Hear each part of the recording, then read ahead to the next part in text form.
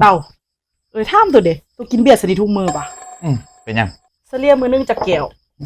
ก็ประมาณ50 แก้วแล้วแต่โอกาสคันคนไล่จะกินไล่เดคันคนน้อยกับประมาณ5 แก้วแล้วไปพอนอนหลับห้าแก้วนะพอนอนหลับแล้วเดี๋ยวนี้เขาค่ายแก้วนึงเขาด่า25,000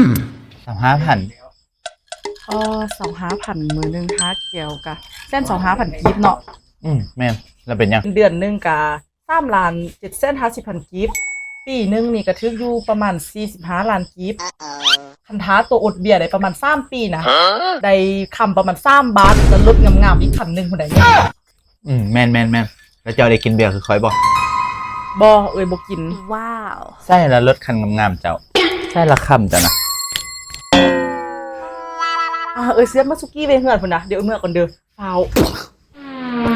ไปคนเด้อไปลูกเงือบ้านเอาบายบายมานะยืมรถงามขี้เด้อ